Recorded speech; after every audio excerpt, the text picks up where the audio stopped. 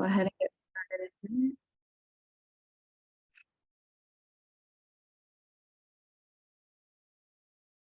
Giving people a little bit to come in. Welcome to our quarterly tea.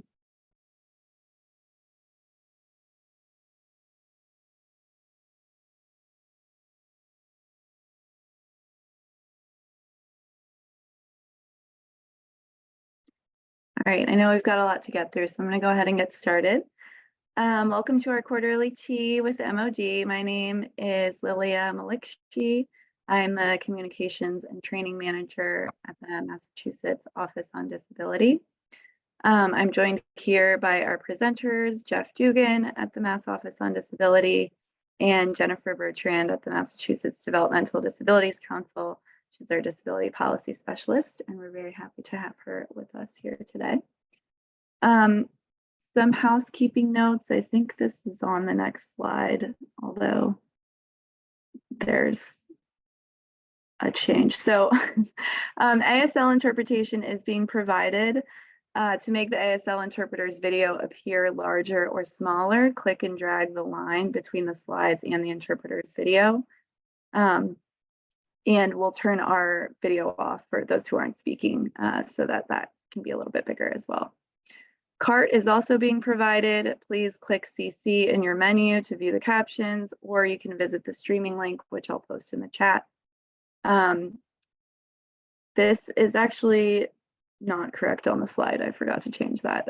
The chat has been turned off for attendees. So to ask a question, please click on the Q&A button on your menu. If you can't access the Q&A button, you can click raise hand in the reactions menu, and you'll be given the option to turn on your camera and microphone and ask your question. Questions can be submitted at any time, but we'll save our question break for the end of the presentation.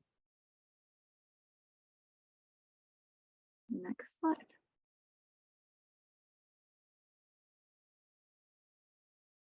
All right, so our agenda today, we're just going to run through some quick introductions, a little overview of MOD, and then Jeff will take over to speak about some updates from the Massachusetts Architectural Access Board, and then we'll hand it over, and some updates at the federal level, some trends we're seeing, and then we'll hand it over to Jennifer for some updates on MDDC's priority legislation. So Jeff and I are here from the Massachusetts Office on Disability. We are a small state agency that provides information, guidance, and training on disability-related civil rights and obligations. We help people with disabilities understand their rights and opportunities to improve access. And we also help cities, towns, places that serve the public, and state government agencies understand their accessibility obligations. So we're sort of disability-related law subject matter experts for the state, and we can be reached online or over the phone to answer your questions. Next slide. Jeff can take it from here. Yep, I'm just going to unmute. Good morning, everyone. Today, MOD supports in the world of architectural access, whether it be the physical barrier removal or programmatic access. We offer information and guidance to really anyone who calls with questions about the built environment. We offer training that would help with that, such as if people are interested in learning that in more detail, would be things like the beginner and advanced community access monitor trainings, which we are launching this season. If you check out our CAM training page, community access monitor page on our website, you should be able to see all of the CAM trainings, the beginner trainings, which are the 2-day, 5-hour virtual trainings, and they're free, along with the advanced CAM training for people who've completed that training. I'm sorry, I'm just saying it's good. So if completed the 2-day CAM training, they can attend the advanced community access monitor training, which goes into a little bit more detail with case studies. You know, the 2-day training is a long training. So the advanced CAM training just covers topics that we weren't able to cover originally in the CAM training. So a little bit more detailed on the scoping, a little bit more examples and case studies, as well as elements like playgrounds, trails, marinas, things that we don't get to typically talk about during the CAM training. So, and we do that. We also support architectural access through our municipal ADA improvement grant program, which hopefully awards have gone out recently to the communities for this round, but we will, if you check our website, our ADA grant website, you will see updates about when the new round of the grant programs for municipalities will be coming out. And we expect that to open up probably in April this year. So it's a little bit in advance of when we typically do. But with that said, let's focus on, let me just make sure which button I need to click to. Okay, there we go. So really today, our discussion today is going to will center around the Architectural Access Board, as I'm going to refer to it from now on, is the MAAB, or the Massachusetts Architectural Access Board. We're going to look at its very briefly, its overview, right? Its historical background really quickly, and where we, as a state are currently with these updates that started well in the past. So on the slide on the left-hand side, you can see some of the regulation headers. And I know it's only a little bit, but you'll see some red line there. You'll see some strikeouts. This was stuff that was produced back in 2018 through I think 2016 through 18, back before the Architectural Access Board was moved from, they got shuffled around. So they're now under the Division of Occupational Licensure. So we're kind of restarting this process where we're looking at, we're looking at the 2010 ADA design standards and other federal obligations to ensure that, to guarantee that individuals, especially those with disabilities, have access to public buildings and facilities and are safe for use by the general public and people with disabilities. So the MAB has a long history of regulations with initial rules established, originally established in 1968 strictly for publicly funded buildings. It expanded its coverage to all buildings within the Commonwealth, with the exception of federal properties, in 1975. So the scoping back then changed, and it started to include. So if you look at the 68 regs, they were about 12 pages. If you look at today's codes, which is the 2006 revision, which is the most recent one from the Architectural Access Board, you're up to about 300 pages. And if you're interested, with the proposed regulation changes we had originally, that was going to be a longer page. And I would expect that this revision that we're working on now, the subcommittee that's looking to promote it to the Access Board, the subcommittee is looking to harmonize through various codes, not only just the ADA design standards, but fair housing. And we'll talk about those as we move through our slide deck. So as we explore the potential updates to the MAB codes, we're going to discuss some of the shortcomings or equivalencies of the current regulations and compare them to other standards, and primarily being the 2010 ADA design standards and the public rights of way accessibility guidelines. There are some huge differences there and huge coverages that both the U.S. Access Board promulgated and now is in the Federal Register with the PROAG, and the ADA design standards in 2010 had some significant improvements of the coverages that the AAB has yet to catch up to. The MAA, next slide, sorry. There we go. And again, I'm going to just briefly talk about this, but what I really want to start with before I get too far into this, the subcommittee, and there are a bunch of members. We have some board members, we have some advocates, we have some volunteers, we have a building inspector as well that serves on the subcommittee of regulation review that as we're doing this harmonizing process, we're all working together going through, and the idea was we will format the AAB regulations to match the ADA design standards. From what we understand, that is a better or a more common kind of formatting that we see, where you start with the building blocks and you go to scope. You do this whole process through. Very different from what the AAB currently is, but it will harmonize with the ADA design standards, which is kind of mirroring the IBC, right? How they format and the codes and their numbers. So there's going to be a lot of code changes, but right now the MAB's integral role in accessibility and compliance, they're responsible for enforcing accessibility regulations in public buildings and facilities across Massachusetts. Again, I'm not going to go into all of that, but there are basically three major processes. Again, they offer advisory opinions. They offer as a service for businesses if they're curious about specific elements in what their obligations are, because not every code is always cut clear or crystal clear. Sometimes it's a little bit gray, and we need to make sure that what we're saying, such as the playground surface advisory opinion from 2000, I think 20 or 19, that changed what kind of surface could be used in Massachusetts playgrounds. It's a pretty big one. Because as you know, the AAB does not allow for the use of engineered wood fiber or wood chips as part of the accessible obligations throughout a playground. Another advisory that should be familiar is the universal symbol of accessibility. There's been a lot of movement for a different look of the stuff you'd see, such as the accessible parking signs, where you have that static image of the wheelchair symbol, and that's the universal symbol. There are other symbols being promulgated or being looked at, not from the subcommittee, but from others in the community that may be different. So the AB is pretty strict on what symbol they're using. But with that, let me move on to the next slide, because we do have a lot to cover here. So substantial equivalency, the MAB and ADA design standards. So we continue our discussion with the concept of substantial equivalency. That's what we're aiming for. And it's really used to describe a situation where two sets of standards, while maybe not identical, lead to the same result. Right? The ADA has some very strong civil rights obligations. The MAB is building code. But again, it has its heart in the right place, where it wants to make buildings safe and usable for everybody, and including individuals with disabilities. I'm just trying to screen some of my stuff here, because I want to make sure I get enough time to get into some of the specific changes. So just to kind of show you, and again, I have an asterisk here on the codes being reviewed that we're looking at, because there are others as well that we're looking at, but primarily these are some of the heavy hitters that were at least referenced, like IBC and associated codes. We have to be careful with those because they are copywritten. But we're using the 2010 primarily as our design, as our starting point.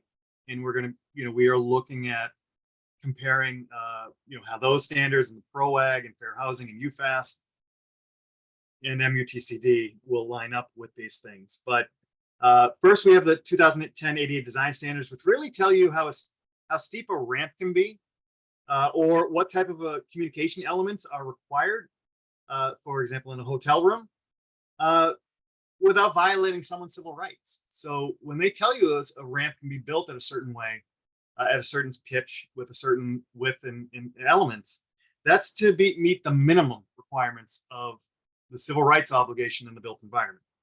That's very different, right, to how the AAB is associated. Like I said, their heart's in the right place. However, they are building, they are specialized building. So there's a very formulated process, and there is a very formulated trigger and obligations for when they require. I just want to call out, like I said, the public rights of way guidelines. They're going to really change how streetscapes are looked at when they're altered or renovated. The Fair Housing Act and its associated design guide, we're looking at that, but we're also looking at the 2010 ADA design standards for housing for publicly funded housing. So your housing authorities out there, they have, that's where the 2010 ADA design standards will kick in. And that's where our AAB codes are trying to look at to see what they require and what we're going to harmonize with. So, so I'm not going to go through all of the codes. They are here. If you have questions about these codes, I can definitely answer some of those, but I want to talk about some of the differences between the 2006, and for this one, I'm going to focus on the 2010 ADA design standards. So really, while I'd love to focus on all the differences or all the various differences between all the codes, these two codes are what we're going to look at, which is the ADA design standards and the public rights of way.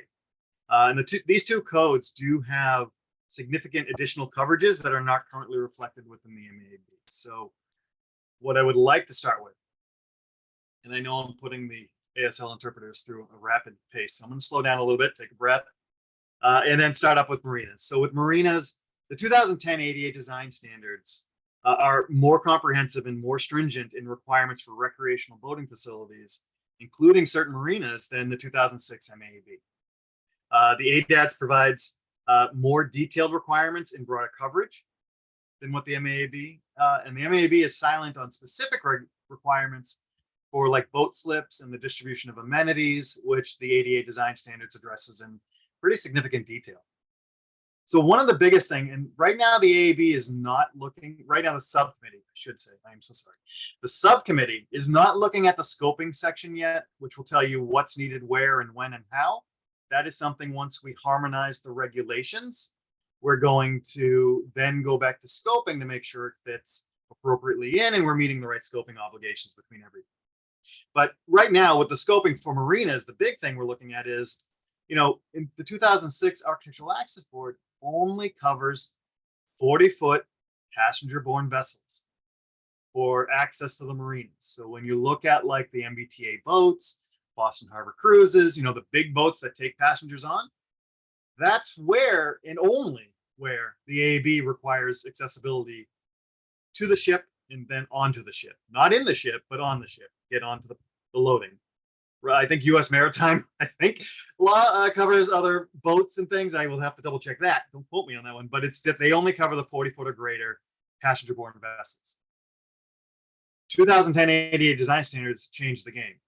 They are requiring all recreational boating facilities, not just those servicing the large boats that are passenger borne, to comply with the ADA standards, thus being much more stringent.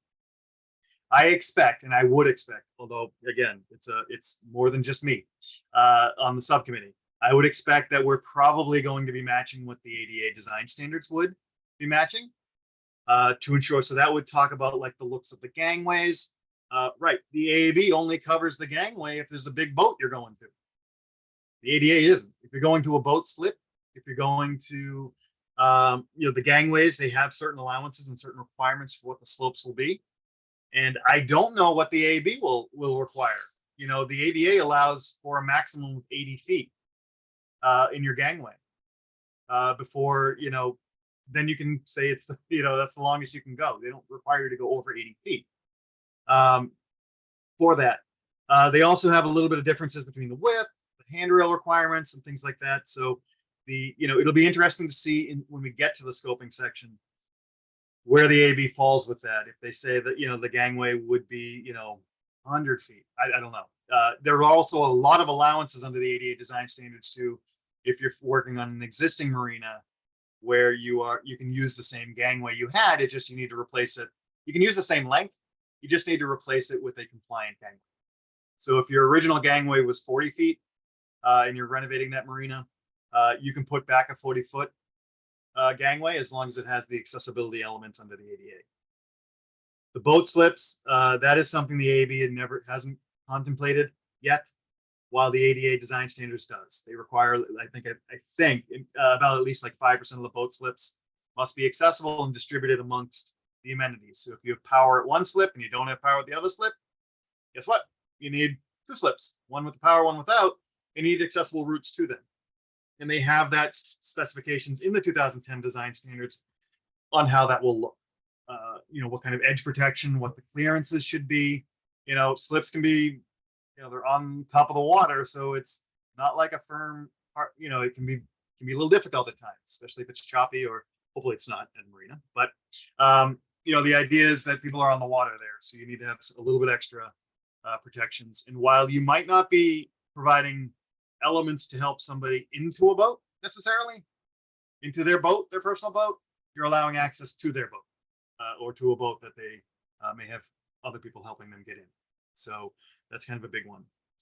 The next one I'm sorry, I had a nice picture and everything. Nice gangway, it's crystal clear water, it's really nice. But let me move on to play areas now, because this is another huge area that the ADA kind of took forward from us. Now, again, I'm not kind of comparing what's more stringent or what's not. It's really the harmonization, right? So I'm going to call out a few things, but for play areas, the Architectural Access Board does not cover the play equipment themselves, like the transfer or what kind of accessible routes to the elevated play equipment, or how the equipment is designed and installed. They do cover like very strictly the accessible routes. So our AAB codes are more stringent right now, even than what the ADA design standards would call for the accessible routes. Where the ADA might allow some of the ground elements to be on an accessible route and distributed throughout the play equipment on the ground level, they may not require every piece of ground level equipment to be accessible. It's all based on the number of elevated or number of pieces of equipment. Formula like parking for the ADA. Where the AAB might be, obviously, you might have a swing set and things like that. You would have the accessible route to the swings, right? You'd have an accessible route throughout the playground and around the playground. So there's a lot of similarities, but when you get to the elevated play components, when you get to a certain level of bigness of the playground, you're gonna have requirements to have access to those elevated play equipment. Or you may be required to have additional ground level play pieces that are accessible and usable for that. So let me see if I actually went into detail about the elevation stuff. I may not have, but because I'm actually working on one for playgrounds. So it'll be, if you're interested in that, we might have a specialized training for playground specifically. But so the playground stuff, it includes accessible routes to both the ground level and elevated play components. Distribution requirements for play structures are required to distribute amongst the play types. And in fact, they have pretty strong language of you want to vary the types. You don't want to just put all rockers or things down there or the digger type play equipment. You can make accessible play boxes like sandboxes. You can make other ground level experiences that, if somebody can't transfer onto a rocker or a digger seat, are there other experiences that they can have? So the ADA expands some of the concepts and some of the ideas of ensuring that children can interact with each other, right? Through these experiences, whether you have a disability or not. It's more about inclusion, equity, and all of the good things of making it, making that interaction between people with disabilities and without disabilities a normal experience, normalization, right? To integrate everybody. So with that, I'm going to go pretty quick with the state housing, just knowing that state housing, the housing authorities in Massachusetts would be covered under the 2010 ADA design standards when it comes to what's required for that under the for housing under the ADA. However, the AB is pretty strong right now, even with the 2006 code. So we're looking to harmonize, look at it, see what they're improving, and what they cover and what maybe we missed. But one of the big things which can be confusing, so I'm just going to say it, and we will talk about it more if you have questions about it. We're really looking at the unit naming conventions here for how we're going to name the accessible units. So in housing right now, the Architectural Access Board has like kind of two groups, right? You've got the group one, which is the adaptable units. And if you have an elevated building, all of your 95% of the units need to be this group one, which allows for adaptability, aging in place kind of stuff, right? So people can live and stay in place. Okay, I'm just making sure my timing. I think I'm running low on time. So let's see. Okay, so yeah, the naming convention. So 95. They have group one, group 2A. Group 2A is the state's, the Commonwealth's most accessible unit, but adaptable still. But it's intended. That's the 5% rule for what we have for housing. And we have the group 2B, which are hotels, dorms, transient lodging, those types of things. The ADA design standards have switched them out to kind of what we would consider group one, they're type B. And what we would consider group 2A would be type A. And what the hotels and motels, what we call group 2B, they're going to call accessible units. So again, we're looking at each element within those units to figure out what we're required or what we're not required in the housing section for it. So with that, I want to get to a couple of other key points. And again, I'm going to go through this a little bit quicker than I maybe originally thought, but parking and passenger loading zones. The 2010 AD design standards increased a few things here. And the one thing I really want to call out about the ADA design standards, even the 1991, compared to our state codes, they obviously cover more of the spaces. They start at number one. So if you have one parking in the off-street parking lot, you're going to be required to have an accessible space, where our state codes cover when you have 15 or more, you'd have one. They've increased the van accessible spaces. So instead of 1 out of every 8, which is our current state codes, would require 1 out of every 8 accessible spaces to be van accessible. The feds have come down from 8 to 6, so 1 out of every 6. So hopefully as they develop in larger parking lots, we'll have more van accessible spaces. The biggest thing I wanted to just mention before I do rapid fire through some of this is the fact that the ADA, the ADA starts with having a car size space and a van car space, like a van vehicle space. And they differ. They allow for a uniform 60-inch access aisle that can be adjacent to them. To me, that's really saying the 11-foot van accessible space for the vehicle allows a lot more flexibility for the driver to be able to park appropriately within the within that parking space, where the 8 foot kind of you're straight in, straight out, and it helps the general public from not parking in that striped aisle, which hopefully everyone should know. But if you have a 5 foot instead of an 8 foot, it's going to help prevent some of that. But the 11 foot van space allows for more maneuverability. Again, they do have an exception to do the 8x8, but again, it's something that the AAB is going to look at as we process through those elements, and then when we get to scoping. I'm going to go through pretty quick, but the doors, the big thing here is the 2 doors in a series. Our codes don't allow doors to open in opposition to each other. We require them to open in concert with each other. And I'm moving my hands kind of in that flow direction, but the ADA would allow for 2 doors in a series to open in opposition of each other as long as there's 48 inches between. So that's something the access board is looking at as well, because that's going to make a bigger lobby or a bigger entryway if that's the case. But that is something the ADA design standards will allow there. And let me just make sure. Reach ranges, that's one of the biggest changes as well. They've lowered it from 54 for a side reach and a forward reach of 48. They've lowered it to everything is a 48-inch reach now for the high maximum. 48 instead of 54 for the side reach. The AAB still differs in their signage, where the location is, and the height of the signage has changed as well. But we'll cover that if there's additional questions, but knowing that that's there, that in the room ID signage where it's mounted and things like that is dictated in the codes. Briefly on PROAG, again, I'm not going to talk about scoping. It's basically when they do it renovation, that's going to be something that will trigger that work based on the level of the scoping that they're working on that project, or if they renovate an element.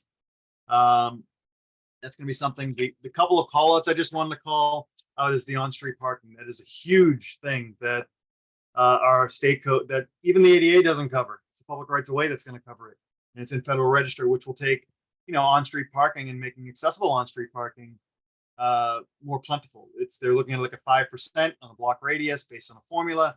And they have really good requirements about where curb cuts should be located, what they look like, how they're designed, especially if it's a new kind of, or a wide sidewalk that you're abutting.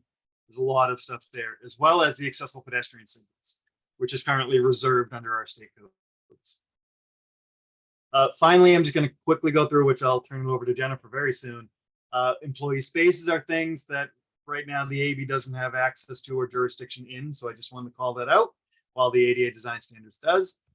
And future accessibility standards from the US Access Board, these are, I got this from their website. Some are stale, right? Some are pretty fluid, but they're promulgating or looking at air travel, automated vehicles, electric vehicles, which they have. The US Access Board has some really great guidance out there of the US if you're designing for or including electric vehicle spaces, medical diagnostic equipment, self-service transaction machines, and information and communication technologies. So there's a lot that they're promulgating. You can check it out on their website, and you can take a look there. It's really some great stuff.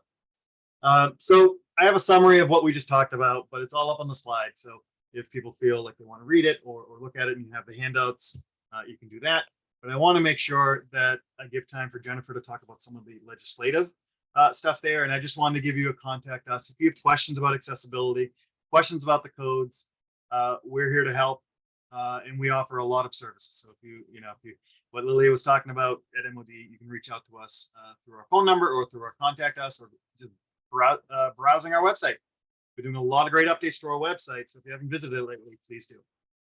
And with that, I think my slide deck is over. So I'm going to stop there. And good. And I will, so thank you, first of all, everyone, for listening to me. I'm going to turn it back over to Jennifer. Jennifer, when you're ready, take it over. Oh, Jennifer, you're muted.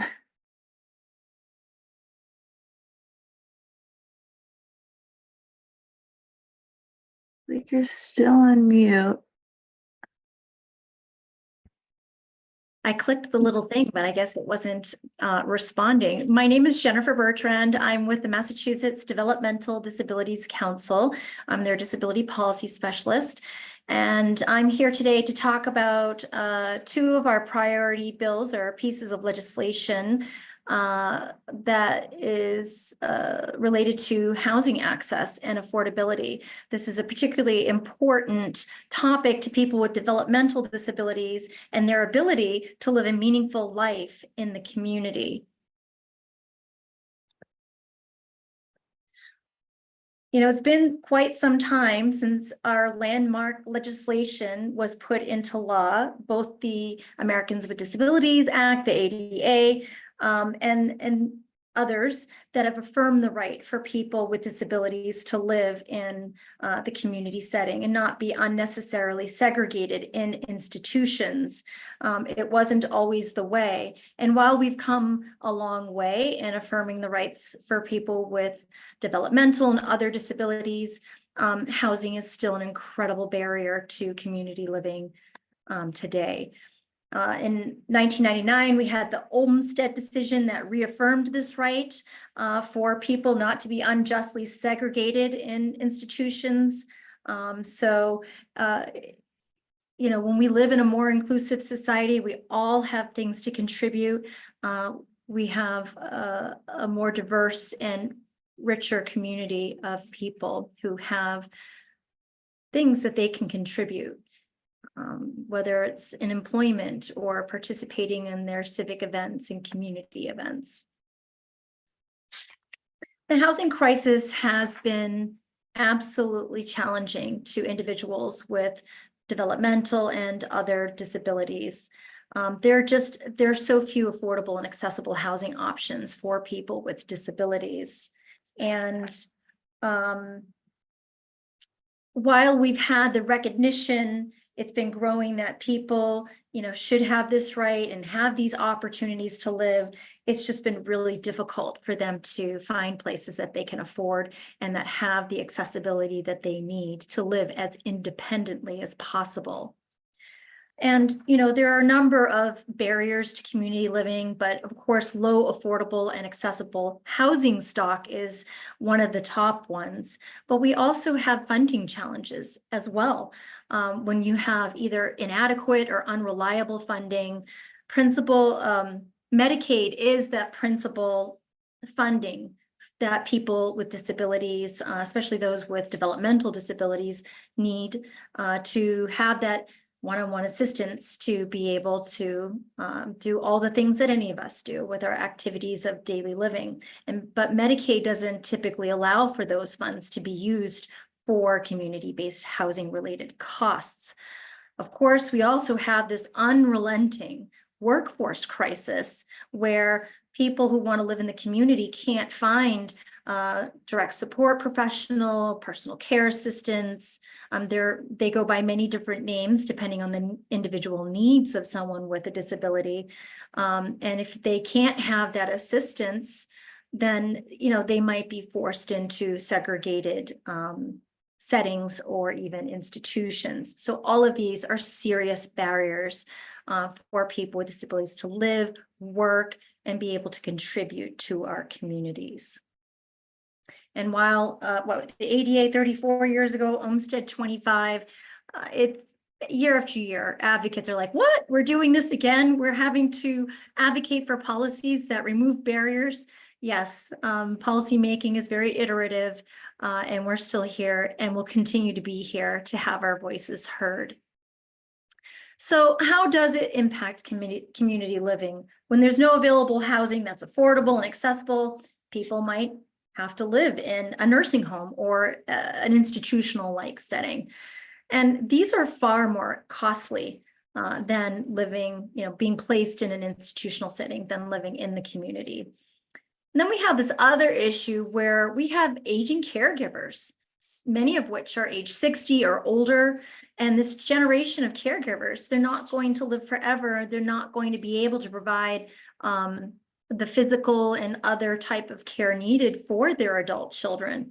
And if we don't address these housing issues, then these individuals are going to be at risk for institutionalization or homelessness. So We know that the affordable housing crisis really impacts people with disabilities, especially those who might not be able to work full time and have an independent source of income, or have that economic stability, and also seniors and people who are aging. That low supply of rental units, we know that those have decreased specifically, and I do have a page with all of my citations here, so you can take a look at the data in your time. But we know that the supply of low cost rentals has decreased significantly in Massachusetts. We also know, based on data, available data, that the housing units have decreased in 76 municipalities in Massachusetts. And availability has fallen below 10%. The required threshold is 11 municipalities. So that, the data is not looking good at all, and just reaffirms, our understanding of, why there is a housing crisis. So why do we need more affordable, but also accessible housing? Some folks might not be aware that, remember how Medicaid, you're not usually allowed to use your Medicaid related benefits for housing related costs. So those individuals rely, and many solely on supplemental security income.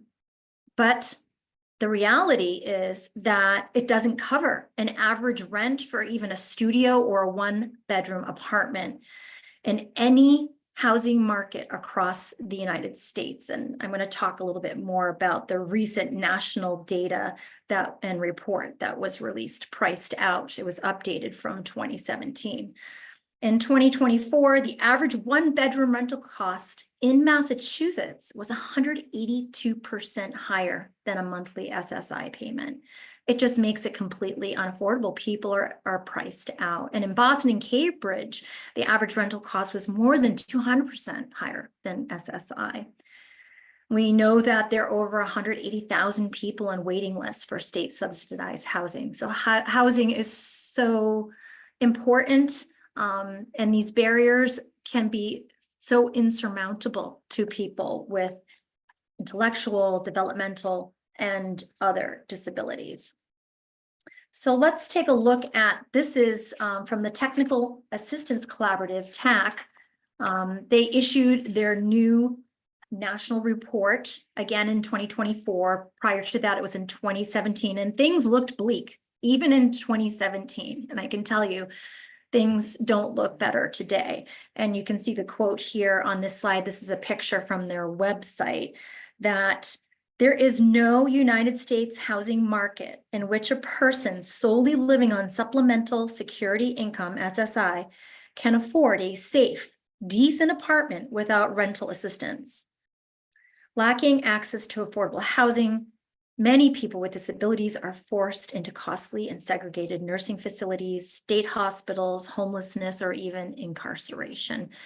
The problem can be much more expensive when, we don't have the housing and people are forced into these other situations, which can be dangerous. And it robs us of having these folks, having a more diverse community of people that can offer their contributions. And here's just a quick slide about, comparing the price tag of community living versus having to place someone in an intermediate care facility in Massachusetts. It is 3 times expensive for that institutional setting than it would be to live in the community.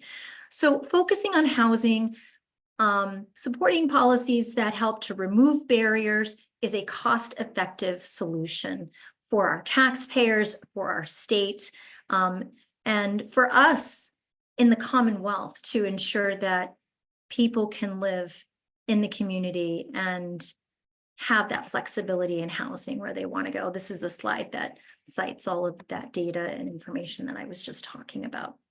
So, what are some essential elements for community living that benefits people with disabilities? Well, what do people with disabilities want? They want the same things in life that people without disabilities want. So of course they would appreciate small, typical living situations like anyone. housing scattered within typical neighborhoods and communities, adequate funding for supports and housing, and not funding that can be like taken away. Oh, you know, economically, we got to tighten our fiscal belt. So this year we're only going to fund X amount of dollars, where someone could actually lose their housing and be forced into another situation or become homeless. So that funding aspect needs to be reliable for them. Accessible housing units and numbers that reflect the natural proportion of people with disabilities in the general population. And of course, for everyone, including people with disabilities, to be free from housing discrimination. More education is needed for landlords to understand the benefits of renting to people with disabilities, especially those on SSI, and how reliable, you know, if they have that combined with a voucher, they can be as tenants, and that they can be very good tenants that respect their property, and it's a win-win situation. So pending legislation. There are two bills that have made it through the biennial deadline, the Joint Rule 10 last week. For anyone who might have been following that, we have House Bill 2291. This is the act that seeks to expand the adaptability of housing. We're going to talk about it in a little more detail. And then House Bill 1296. This is the ADU bill, or the act relative to accessory dwelling units. Let's take a closer peek here. Tamara, let's talk about her story. You can see in her little call out box here, she testified in support of House Bill 2291. She actually, not only is she a woman who experiences a disability, cerebral palsy, she also is a lead trainer with the MDDC. She's my colleague. In her testimony, she went on to say that, you know, I spent many years in search of a home because of the lack of accessible options. It was an exhausting search. And I had to take on additional work hours, a second job, she was telling me, in order to get into a home and make ends meet. And that's just on the housing side. There's the employment side as well. When places of employment are not accessible, that means people like Tamara, who have valuable skills to offer a company or a business, those businesses lose out on this untapped workforce. She talked in her testimony about the serious structural barriers to employment for people with disabilities and how those exist. She talked about how many interviews and jobs she had to pass on because the buildings were not accessible, both inside and out. So the bills that we're going to talk about today are bills that are going to help address those types of barriers. Some are structural. Of course, we'll continue to work on those attitudinal barriers as well as we work to change the perceptions of people with disabilities. But House Bill 2291, the act that expands the availability of adaptable housing, it proposes to change the accessibility requirements for buildings and facilities in Massachusetts. It aims to address ADA loopholes, you know, for buildings, facilities constructed prior to 1991 that might have that loophole. It's looking to address those, and it would meet the MAB's, Massachusetts Architectural Access, would allow the MAB to oversee the accessibility of older buildings and facilities. It also seeks to expand accessible housing options by requiring new residential buildings to build a certain percentage of accessible units. The bar is low in this bill, I will say. I was like, oh, bar is a little bit low, but policy making is iterative, and we don't want to make too large of a change too quickly because we have to allow time for adjustment. So here's a little information about MAB. We already heard about this a little bit more about this earlier in the presentation, so I won't go into detail. But, you know, this group, they're board members, they're architects, they're building inspectors and other community members. And one thing that was really exciting to see in the bill is that it would also require MAB to consult with disability advocacy groups so that they would have input about who those board members are. That lived experience is such an important part about informing public policy. So that was a really exciting part of the bill. So what buildings would be affected? We're talking about older buildings, those undergoing major renovations, new and renovated buildings open to both public and private, or owned both public and privately. Workplaces, adequate and accessible parking options are also required in all buildings. The bill is multiple pages long. There are a lot of details in there. It essentially updates, what is it, section 13A of chapter 22, or most of the bill. Yeah, basically updates that. How does it expand accessible housing? Well, obviously we know it includes residential buildings. They would be required to have a percentage of units meet those standards. And it also, someone asked, I saw earlier in the chat, like in terms of electric wheelchairs and having enough of a radius. So that is discussed in the bill on line 38, page 3. There's a 5 feet turning radius for wheelchair and kitchens and bathrooms. And then the percentage of accessible units required, it depends on where the building is located, essentially in Massachusetts. You know, read through the bill if you want more details on that. So who benefits? I don't know, drop it in the chat. Who do you think benefits from this policy? See if anyone puts anything in there.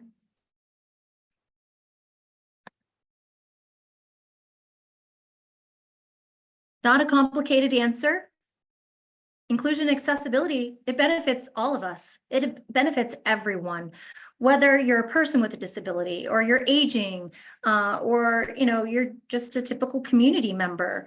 If you're someone that has a temporary illness or injury, a veteran, parents and caregivers who use strollers, everyone benefits from this. Disability is a natural part of the human existence. If we live long enough, most of us will experience a disability at some point in our lives. And it's the only group that you can become a member of at any point in your life as well. So when we take that universal design approach and plan for everyone, everyone is included.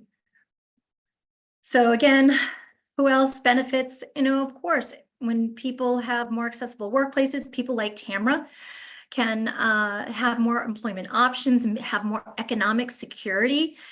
People with disabilities really add value to the workforce in Massachusetts. And you know what? What about the public building owners and business owners? They benefit too, because they benefit from having people with disabilities have access to their buildings. So, it's the spirit of the law. People with disabilities need to have access, and we need to plan for that.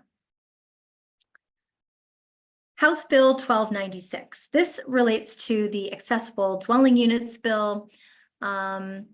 It's brought forward by Representatives Barber and Tarr. This was extended. This hasn't been favorably voted out of committee, and neither has the previous bill that I was speaking to. That was also extended. This legislation is designed to encourage the creation of accessory dwelling units, or what I call ADUs, in the form of up to 2 bedrooms, accessory apartments for people with disabilities and seniors. This allows for people with disabilities to have an affordable place to call home so they can be a part of their community, live as independently as possible, and sometimes stay by nearby family and friends for when they do need a little assistance. This is one residential solution that can remove barriers, and these can be individualized to meet the needs of the person. So the ADU bill introduces new rules so that towns and cities must allow ADUs on owner-occupied properties or lots that are 5,000 square feet or larger. An ADU is an apartment that includes a place to sleep, somewhere to cook, and a bathroom. ADUs can be part of a main house. They can be a separate building on the property, but they can't be sold on its own. So if you sell the house, the ADU is part of that sale. And ADUs can be between 450 and 900 square feet and can have up to 2 bedrooms. So there are some rules about ADUs in the bill. The main house or ADU should be occupied by that homeowner. But if there's a special needs trust, the special needs trust can also be considered the owner of the property. So if you're a family member and you're planning for the future of maybe your adult child with a disability, that can be part of the planning process and part of the special needs trust. Only one parking spot is needed. The main house has to keep or replace its parking. ADUs must meet all of those health, safety, environmental, building codes, and they must follow those local bylaws and zoning rules. Towns and cities may limit the total of ADUs, but must allow these units to be at least 5% of the total non-seasonal housing units, according to the policy provisions in this bill. Let's end with a story about Cody. Cody is a fellow council member. He actually serves as a vice chair of our council, and he is a student at the University of Mass. He testified in support of the ADU bill. And in his testimony, he was talking about, I want to live in a home-like setting. The wait list for Section 8 housing is so long, and this legislation would help people with disabilities find and secure adequate and accessible housing more quickly.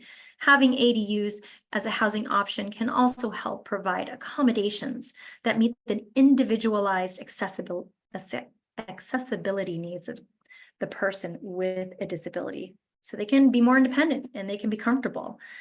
He interestingly lives in an apartment right now that's, accessible, but there are issues like with the shower, and he has cerebral palsy. And so there are some issues still with the accessibility of the apartment he's currently in. But I thought that was really interesting, his story and how he talked about, I want to live in home-like setting. And it brings me back to that previous slide in terms of, they want to live. And as far as this policy for the ADU, this certainly would benefit people with disabilities because it helps to remove those barriers. The other bill, H2291, also helps to remove barriers to housing and employment. So certainly both of these would be a benefit. If you have interest about these bills or want to find out when there will be, if there are hearings on this legislation, feel free to reach out to me at the MDDC, and I'm happy to provide some information on that. Feel free to let your reps and senators know, like, hey, housing is really important. Here's what you can do. You can always ask them to support it as well. Questions? I'm going to unshare here. Whoops. Thank you so much, Jennifer and Jeff. I'm going to get everybody up on the screen. There needs to be. Okay.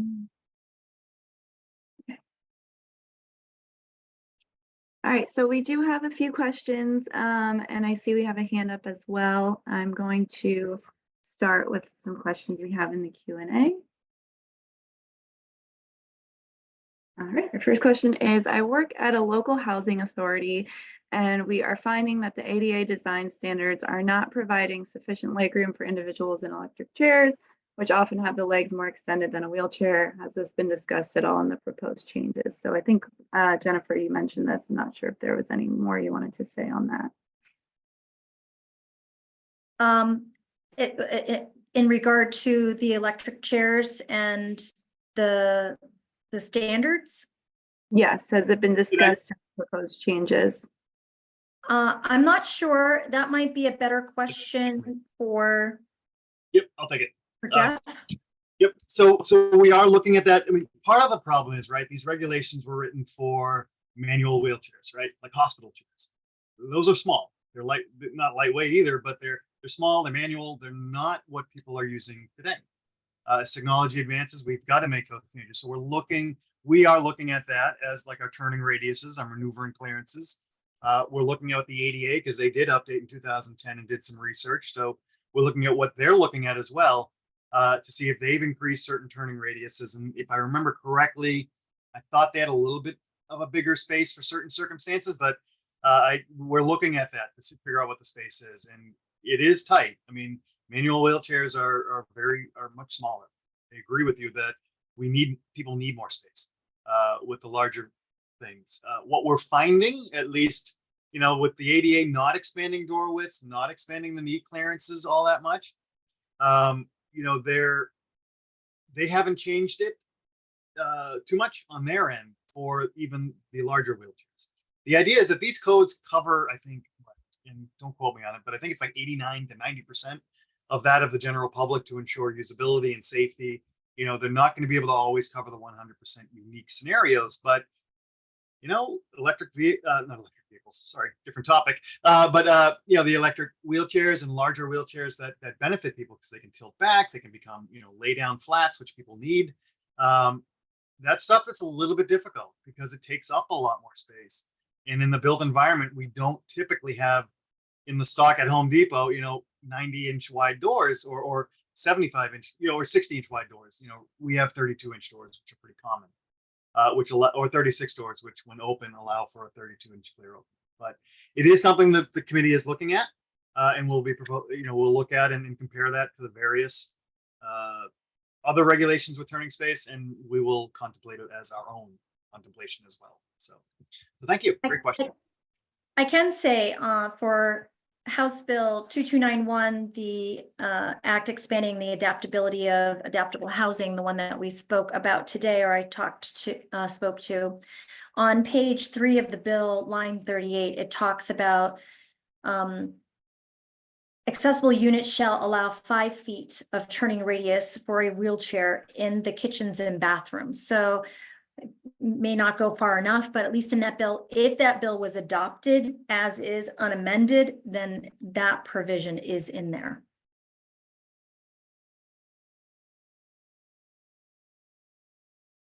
And with the AAB, they allow,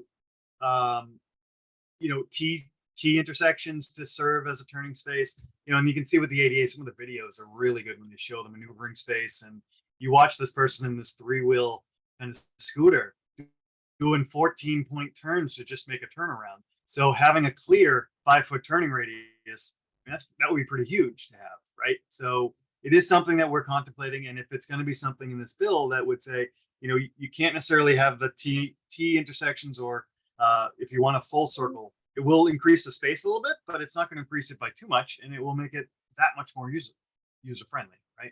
Give you a little bit more space for it. All right, so I'll pause there. Really, I don't know if there's more. Our next question, Jeff, I might need your help with this. There's a few acronyms here.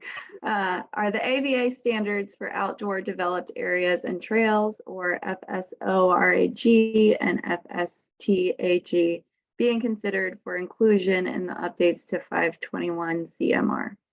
So yes, they are in a way, but right now I have to tell you, the AAB is more stringent than both of them. They require variances to deviate from our current building codes. Now, because there are outdoor trails have become so popular, they've been popular, but even with the COVID, where people were looking for places to hang out, and outside was one of them, trails became a boom.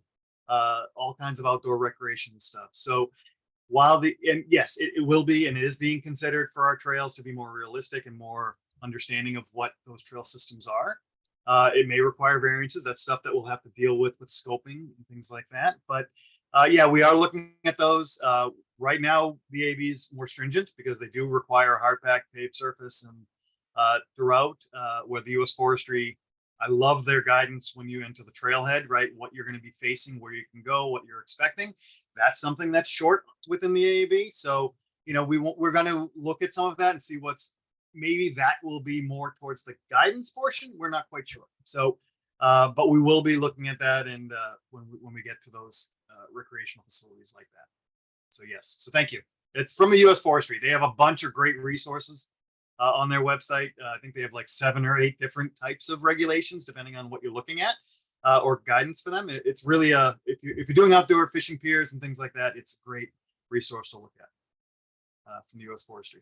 But remember, we have strong AAB codes too that may require variances. So if you want to use, we'll just go with that for now. But yes, so they are. I thank you for that question. Great, Thank you. We are at 2 o'clock. Jennifer and Jeff, are you able to stay on for a few more minutes? Getting some, Sure thing. great. We're getting some really good questions in. So this one's for you, Jennifer. Our town vetoed ADUs. If HB 1296 passes, would it require the town to allow ADUs? I hope so. I'm not an attorney, but my interpretation of this bill is yes, the towns would have to allow it. Of course, just like in all those slides that I went over, like what are the rules for ADUs and that they would have to adhere to those building codes and health, safety, environmental regulations and rules. Yes, but and towns can limit it to a certain extent. There's a percentage that's spelled out in the bill. But other than those technicalities, they would be allowable. Unless the bill is amended and they changed that. But why have the bill in the first place then? Because certainly local towns could allow for it. And I will mention that in Governor Healey's Affordable Homes Act and in some of her public statements around her housing policy, she has been very supportive of the concept of ADUs. Again, think about the cost of putting someone in an institutional setting. Remember that slide where I had the side-by-side comparison in terms of quality of life? People who lived in the community reported they had a much greater quality of life and self-determination than people who lived in institutional settings. And those institutional settings cost 3 times as much. Let's invest in housing and removing these barriers. It's just a more cost-effective approach to policy. Thank you. Our next question. First of all, thank you for this webinar and for MOD's work in the AAB's Subcommittee on Regulation. This is not a question about the content of base regulations, but instead on the timing for the periodical update of base regulations. What are the subcommittee's thoughts on adopting the federal ADA standards, which relies on the federal government to update the standards every 20-ish years as a base regulation, versus adopting the International Building Code section on accessibility, which is updated by professional peer review every 3 years and never becomes stale? Well, I'm not actually sure I can answer that directly. What I can answer, the subcommittee's charge is to look at the 2006 and the current regs that are out there now to harmonize. That would really be more of a question for the Access Board directly, because we are only tasked with updating the codes right now. I know it's 2006 to now has been a very long delay, but a lot of things have been out of the board's hands, right? The change over to DOL from where they were previously, the change of leadership, and the change of motivations. So, you know, it's been, you know, getting the where we were in 2008 back on track. It's still a long process. We've got a long way to go. But I can't speak to the actual Architectural Access Board. You'd want to reach out to William Joyce or the board chair, Don Borriello, to maybe ask that specific question. We may contemplate it, but we were not directed to do that yet. So we're only directed to cover this particular set to harmonize. I can say though, however, even though we're starting off with the ADA as a base line, we are updating and keeping what we feel is more important in Massachusetts, where we want it to be more stringent. So that's how we're doing it. We're not starting with the AAB and incorporating ADA. We're starting with the ADA and other codes and incorporating the AAB where we want to be more stringent or equal to. So it's a little bit different way of processing this. So, I just want to see that question again, because I could have sworn I just want to, there's one part that they had said, and there's a lot of questions coming in, so I might have lost it. Can you just read that can you find it, Lilia, for me? Yeah. Yeah, I'm sorry. Oh, you might have removed it too, but. Your thoughts on the federal ADA standards as a base regulation versus the International Building Code section on accessibility, which is updated every 3 years? Well, right now, I don't think we can use IBC because it's copywritten, so it would be a copyright infringement. So IBC and IEC and all of the other ones that are associated with them, they're a nationalized code that are for profits or for selling. So we are using the ADA design standards primarily as our base start, because that went through a lot of processes to get to where they designed and where they figured it would cover 50 states. and we're focusing on where it will hit and important to Massachusetts. So, for example, the ADA is still silent on the exterior door pressure. Well, in Massachusetts, we're still limiting it to 15. And that's where it will be because we feel that's more important in Massachusetts to have a maximum door weight. We will be adjusting our reach ranges, right, to meet the federal. So we won't have the 54 side reach. We'll be coming down to 48. So it's kind of a give and take through this entire process as we review. And then we got to get to the tough part, which is scoping. And that's where we start putting out, okay, this is when these codes actually apply. And that's where we are going to have some differences with the ADA, fair housing, public rights of way, where we may be more stringent or we may not. We may match. Like PROAG, I thought was pretty much is contemplated to be adopted as is from the feds, because we don't have anything right there except for for the streetscapes where they incorporate a lot of good stuff there. We'll keep some of our minimums like the width of the sidewalks and things like that, but yeah. So I'm not able to answer what we're going to do for the review, but usually we're a lot sooner than 2006. Like I would have thought like 2010 would have been a good time, but again, that's where we are now. So I can't speak for the board themselves. Thank you. But good question. Good question. We'll do one last question. Who is responsible for enforcement and fees for non-compliance? I guess in general with all of these regulations that have been mentioned. So say that first part again. I'm so sorry. Who is responsible for enforcement and fees for non-compliance? So it depends on where the complaint goes, right? If it comes to the Architectural Access Board, it'll be the building owner. And that takes a long time. It really takes them to be willful non-compliance, which means you really got to get the actual board, the Architectural Access Board. If you're ignoring them, that's probably going to lead to a fine, which they can do up to $1,000 a day per violation. So if you have 3 violations, the ramp's too narrow, the stairs don't have the handrails, and your doors are too heavy, that's three items that could be up to $3,000 a day until items are remedied. So that's the stick, I guess, with the Architectural Access Board. If you are willfully non-compliant, then there's some recourses and punishments there. Under the feds, DOJ will handle certain complaints. It depends on where you're going with those complaints. But again, DOJ, I would defer to an attorney for what the settlements can be, or if there are violations under the ADA and things through there. I know they've talked about if awards can go back to the individual or their attorneys, things like that. As we've seen, there's been a lot of it's been 30 something years from the ADA, so I can see both sides, but there have been some drive-by complaints that have been going around. We hear about these every so often. There's some discussion about that, but again, I think I want to stop here and see if Jennifer has any input on it as well before I proceed. No, I think you covered it. Okay. Good. Sorry. Thank you. All right. Well, that's a wrap. Thank you both so much. And thank you everyone for coming. If we weren't able to get to your question, I've put MOD's contact information in the chat. And you'll also get a survey pop up when you close out. Please fill that out. We really want your feedback. This is a training that we do quarterly and the topic varies, so feel free to share also if you have a request for future topics. And thank you. Thank you all.